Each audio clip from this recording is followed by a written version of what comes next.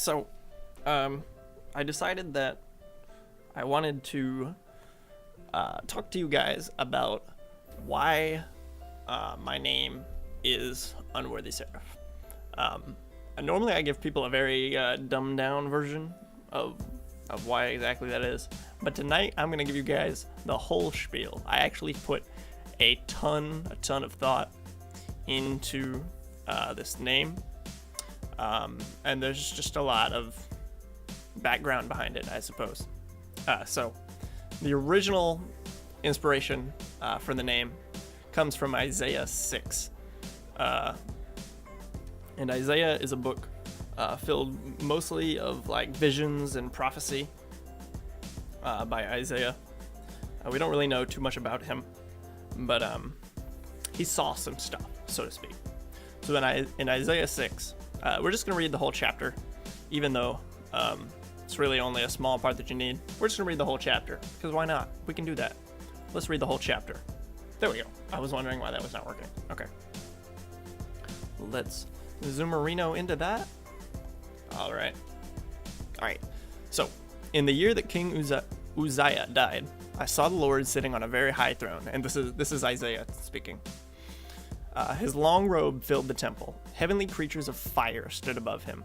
Each creature had 6 wings. It used 2 wings to cover its face, 2 wings to cover its feet, and 2 wings for flying. Each creature was calling to the others, "Holy, holy, holy is the Lord all-powerful. His glory fills the whole earth." Their calling caused the frame around the door to shake as the temple filled with smoke. I said, "Oh no, I will be destroyed. I am not pure, and I live among people who are not pure.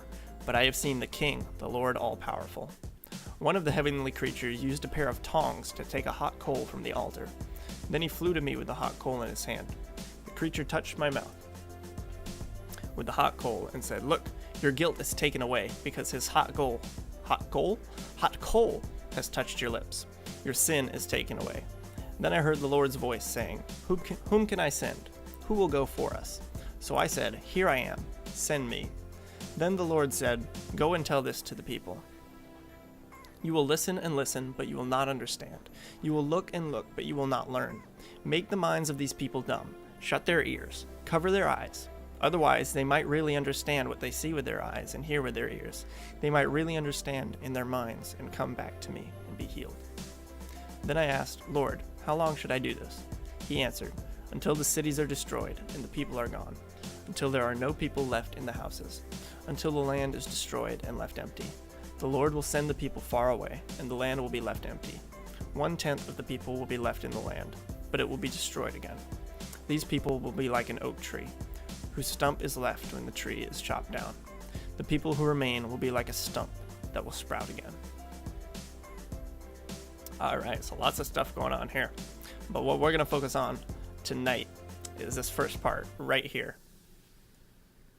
Right here. Verse 2. Heavenly creatures of fire stood above him. Each creature had 6 wings. It used 2 wings to cover its face, 2 wings to cover its feet, and 2 wings for flying. Each creature was calling to the other, "Holy, holy, holy is the Lord all-powerful. His glory fills the whole earth." So, ever since I first heard the name seraphim from the Bible, I just thought like the word itself sounded amazing. Like seraphim, that just sounds cool, doesn't it? I think so. Anyway, so when I actually like looked up what the seraphim actually were, and I found out that they were these beings, these angels, essentially, that all they do is they fly above God in heaven. They fly above the throne, and they sing praises to him constantly. That's all they do. And when I found out that's what the seraphim, what these awesome things did, I was like, that's amazing. That's so cool. So, I wanted my name to have a seraph in it, because I thought the name was just really cool sounding. But I also wanted to put something with the, just kind of not just be Seraph, wanted to be something Seraph or Seraph something or whatever. And I juffled around a lot of ideas in my head. Some of the really good contenders were like Steadfast Seraph, going for alliteration in that one, or like Humble Seraph. I nixed that one for obvious reasons. There were some others, but most of them revolved around like uplifting words, I suppose. Instead of going with something like Steadfast Seraph, which sort of I suppose like would have built me in a better light, I suppose, because steadfast is something like strong and it's good. I wanted something to sort of juxtapose, I think that's the right word, juxtapose Seraph. So the seraphim are these things that are so perfect, right? And they just praise God every second of their lives. And that's what I wanted to be. That's what I want to do. That's what we as Christians should want to do. To just serve the Lord with all we have all the time. But the reality is that we are sinners and that we can never achieve that in our current state. We will always fail. And we can never achieve that perfect serving of the Lord. So ultimately, I decided on unworthy because I wanted to be a seraph. That's what I'm striving to be, like a seraph. But ultimately, I'm unworthy. I can never attain that status in my current state.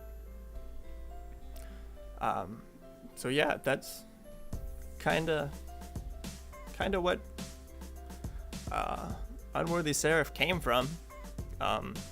Seraphim in Hebrew means the burning ones. And that's just awesome, isn't it? Isn't that amazing? So you could also call me Unworthy Burning One. Unworthy Burning One. And you'd still be right. But yeah.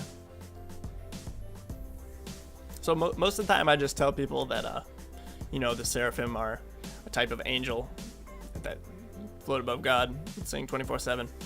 That's normally what I tell them when they ask why my name is what it is. But I normally don't go the full spiel like I did tonight.